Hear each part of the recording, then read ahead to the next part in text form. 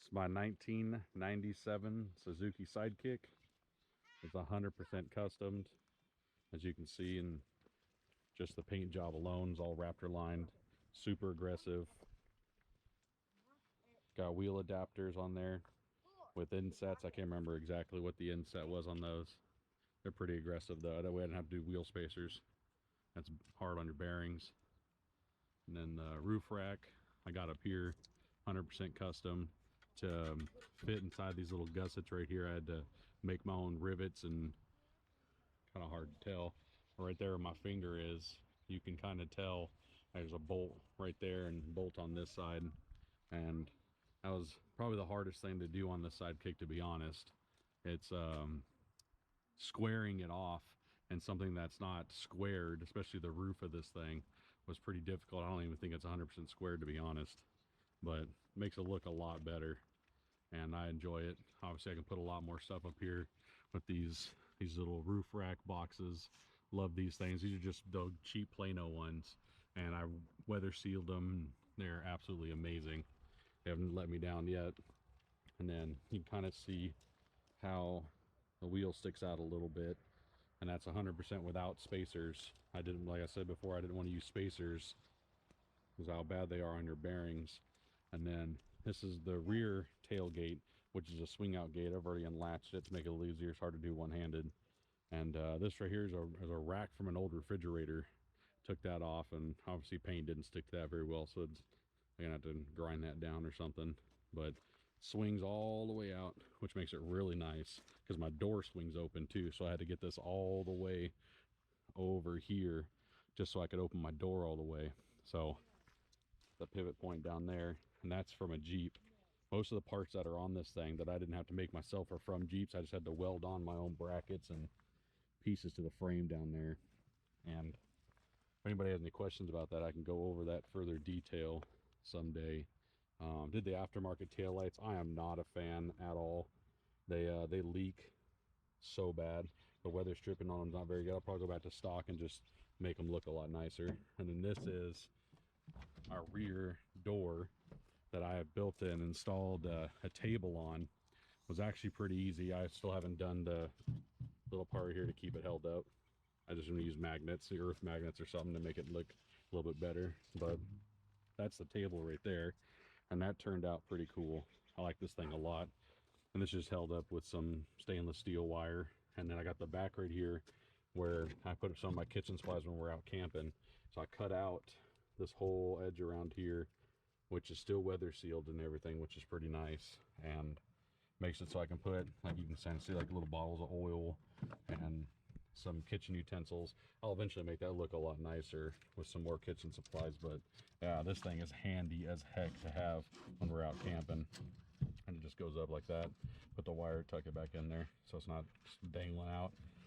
And then the back of the Sidekick, the stock steer system wasn't very good in this thing, so I made my own holes for some 6x9s, and those sound absolutely amazing in here. And I didn't think I was going to go with the color scheme of orange at first, so that's why the speakers are green, but hey, it works. And I took out the headliner, stuck some super thick insulation up in there, and that, I mean, it's absolutely crazy the difference in the sound and the heat and the cold on this thing when we're sitting in here driving, or if I'm camping in the back of this thing. These little magnets right here I got from O'Reilly's. I used to work there for a little bit, and these things are awesome. There's a magnet onto anything. But another little subwoofer. It's just funny when people hear the nice sound system in this thing. But I got the back seat all moved out mainly for the dogs, so they have a room to hang out when we're driving around, or more camping gear. Don't really use the back seat for much.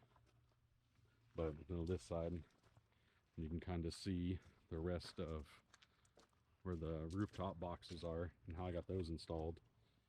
Oh, there's some overspray on the primer. Whoops. But you can see I got some little hooks right here, tie down hooks. Just literally just a piece of random metal I had laying around, bent them, heated them up and bent them. But once again, he probably won't be able to see down inside of there how I got that in there is actually, like I said, it was pretty difficult to do, but it's a rivet gun that allows you to have a threaded rivet that goes down inside of the little gully right here, and then you can tap into that, and then I use that to weld on these little tiny brackets, and then eventually, obviously, for the roof rack, I just welded it right onto that. And then the roof rack itself is actually old rebar, and I wanted to use nice heavy duty rebar. It is a little heavy, I'm definitely not going to deny that, but it is on there. I mean, I literally can can shake the whole car with this thing, and it doesn't even budge one bit. It's very, very well made. I need a better paint job than I need. I see some rust on here. But one of the other things that I did was these rain guards, and once again, they're not for a Sidekick.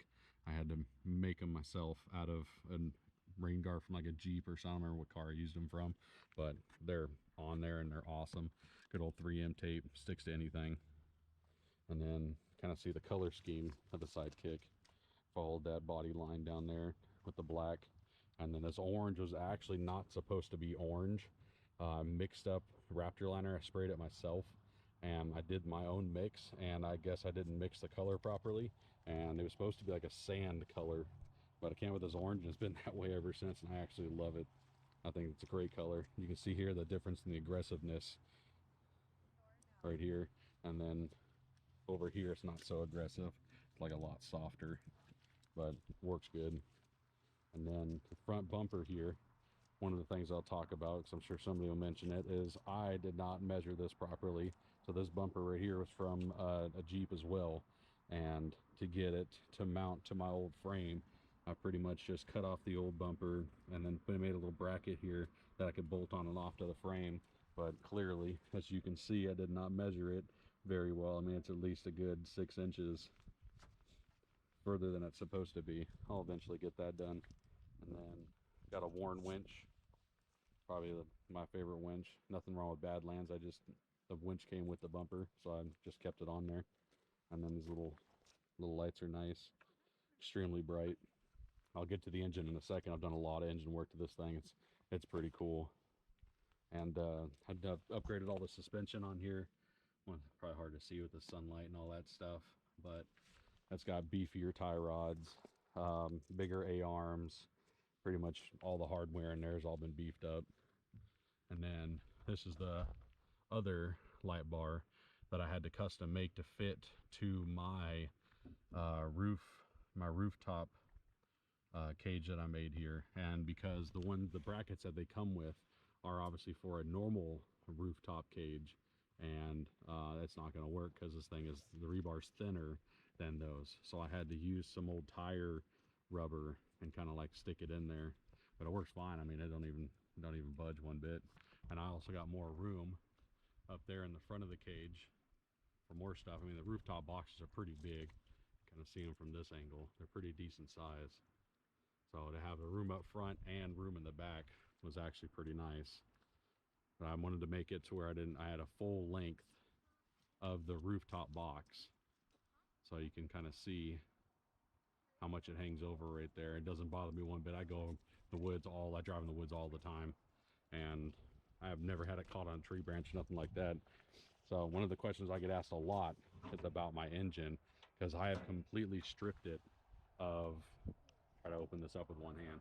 I've completely stripped it of the vacuum, obviously not including the booster or nothing like that, but on this side of the plenum, or the intake, you can kind of see there's zero vacuum here. So I have no vacuum canister.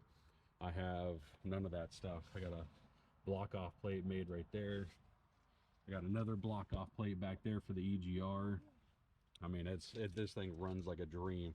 I'm just about 220,000 miles in this thing, and it runs better than most vehicles, and I absolutely love it. And other than that, I really haven't done too much, but just eliminating that vacuum was such a big thing, and I've always wanted to do that to a vehicle.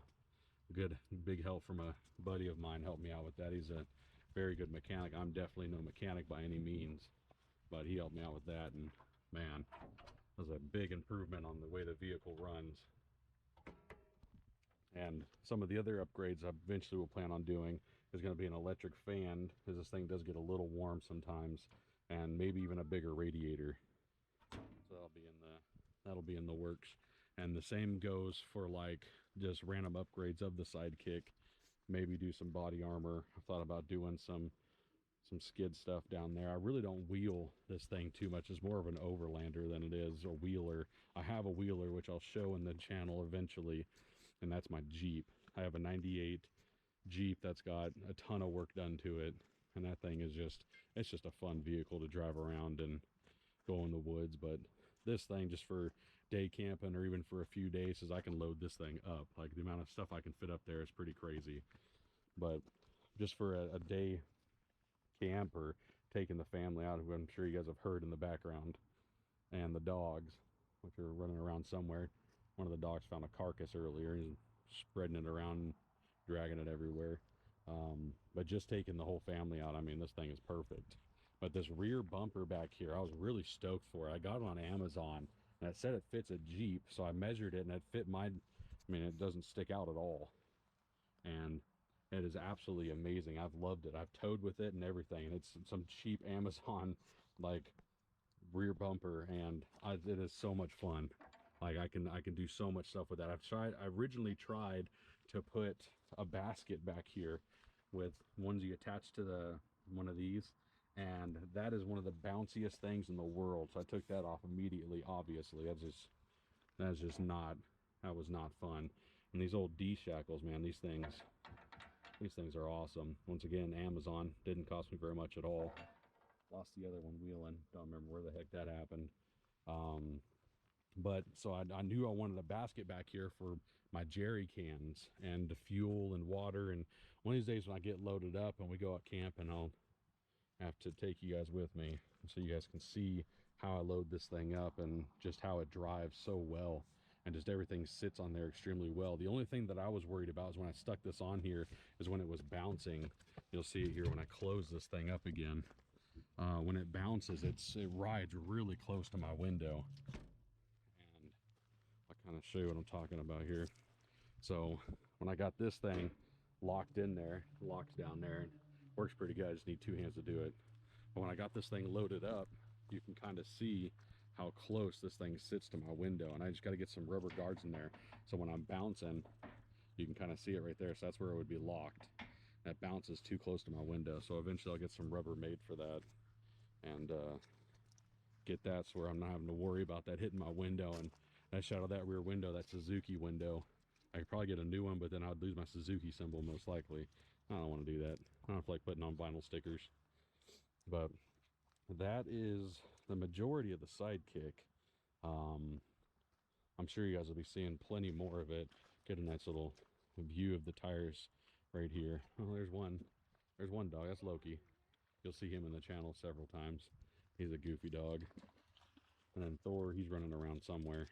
But yeah, so this is pretty much the 97 Sidekick. Like I said, I can go into more details about anything about this thing. If you guys are fixing yours up or upgrades or what you can do to try to get something on the roof. They don't make roof racks for these. So to get a roof rack and a roof box on my Suzuki Sidekick was absolutely amazing. It's a dream of mine since I've had the Sidekick. So to be able to put this much stuff on this Sidekick, and I didn't lose any fuel mileage. I lost a little bit going with the bigger tires and sticking them out a little bit because they are pretty wide. For a Sidekick, these are pretty wide tires. And I'm trying to see, I got two 35/75s on here, and they're definitely not rated for my Sidekick. And I just like the stance of them when they stick out like that a little bit without even having to use a wheel spacer.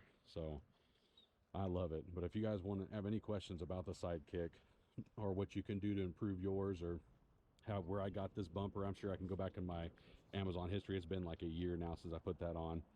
But if you have any questions about Sidekick or what you can do to make yours any better, just let me know, comment.